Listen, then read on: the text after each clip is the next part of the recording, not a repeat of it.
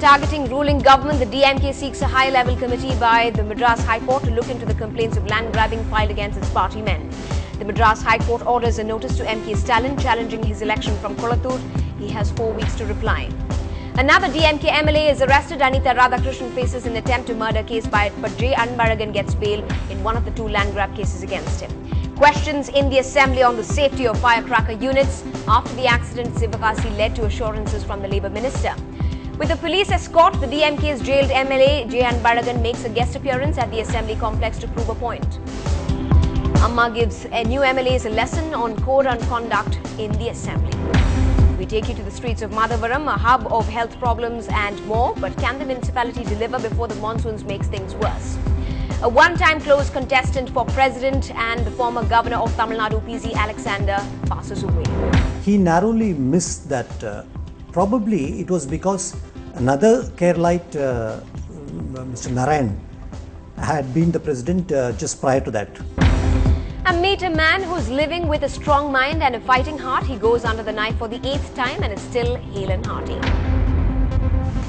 Good evening and welcome to the news tonight with me, Evelyn Matthew. You're watching NDTV Hindu, and joining you I'm joining you with all of the day's top stories at 9 tonight. Let's also bring you the national and the international headlines we're tracking at this hour.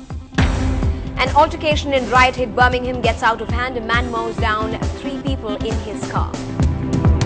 As the riots in the UK spread, the Prime Minister says the police will not hesitate to take action.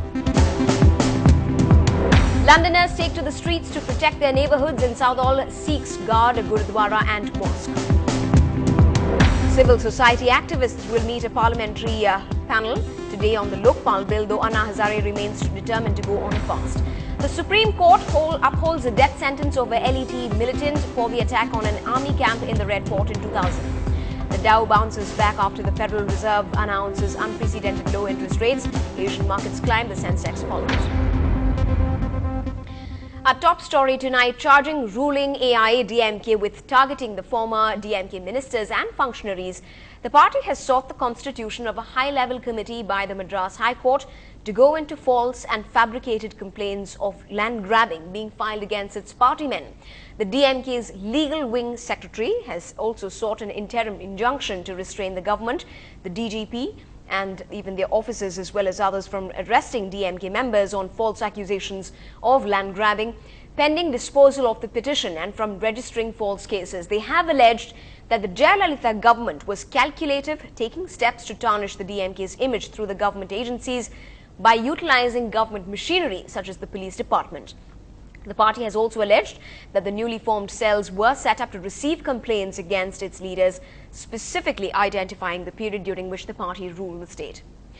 Moving on, a pair of women from the KV Kuppam area in Vellore was at the Commissioner's office today to register a complaint that their husbands, who were allegedly kidnapped by a former minister, were probably even murdered by him more than 6 years ago, as they were still not to be found. The women alleged that the local police were not ready to lodge a murder case but chose to file only a man-missing case. The city police have started investigations into the case under the missing complaint.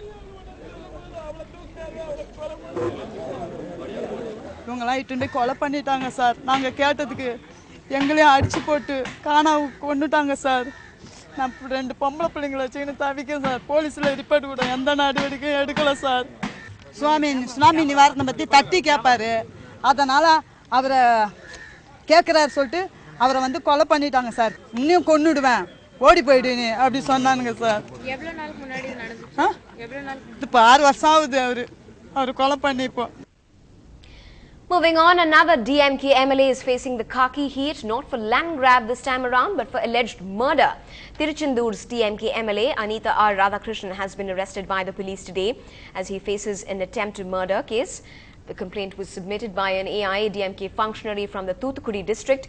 This comes in the backdrop of the many cases that have been piling up against DMK ministers and cadres in what has been known as a land grab offensive. Let's just draw out the number of DMK leaders arrested in Tamil Nadu so far and the cases that have been slapped against him. First up is the latest, Mr. Anita Radhakrishnan, who've been slapped a case of attempt to murder. Then come the ministers. who've all joined in the land grab accusations. In fact, Veerapandi Arumugam, J. Anbaragan, as well as P. Ranganathan, accompanied by V.S. Babu, all of them facing cases of land grab.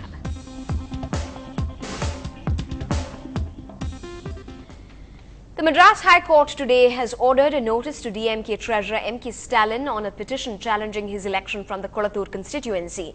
The petitioner is the AIA-DMK candidate Saidai Dureswamy, who lost to Stalin by 2,819 votes. When the petition came up for hearing, the judge ordered the notice and asked Stalin to reply in 4 weeks' time. Mr. Dureswamy had alleged misuse of power by Stalin in the election and added that the damages found in many EVMs during counting were not taken into account by the election officials.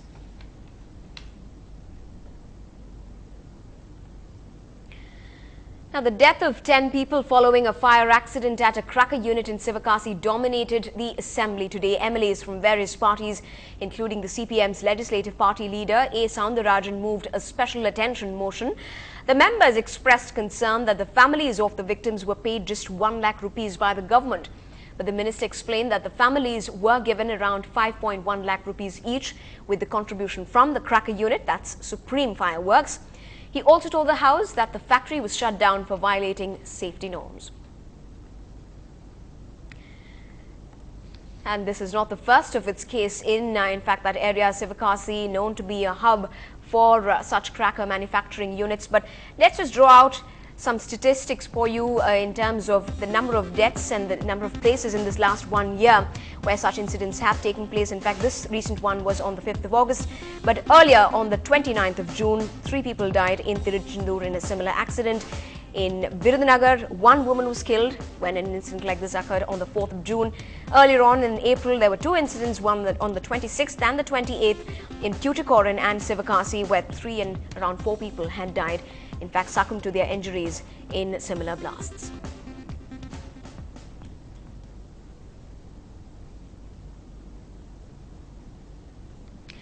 Now, in the latest developments from the DMK camp, the party's MLA J. Anbalagan has been granted bail by the Madras High Court in one of the 2 cases charged against him.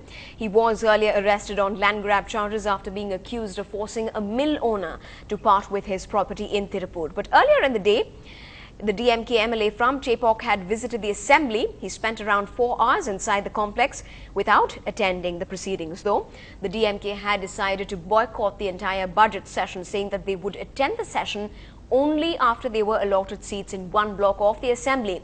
J.N. Balagan, who was lodged in the Coimbatore prison in a land grab case in Tirupur, was shifted to the Pural prisons in Chennai after he sought permission to attend the ongoing assembly session. கட்டுப்பட்டு சட்டமன்ற நடவடிக்கையில் பங்கேற்றிருக்கிறேன். மீதி என் மீது உள்ள எல்லாவற்றையும் சட்டப்படி தினமும் நீதி அனுமதித்தால் சட்டமன்றத்தில் கலந்து. Just a quick clarification coming to you. It has been brought to our notice by one of our esteemed viewers and the managing partner of a marriage hall in Tambaram that the said property in question does not belong to the municipality but is privately and legally owned as per copies of documents sent to us and not as reported. It has been further clarified to us as well that the said marriage hall is run by a person who provides free food and accommodation to the deserving. Plenty more news from the state and from across the world coming to you on the news tonight. Do stay with us. We'll be right back.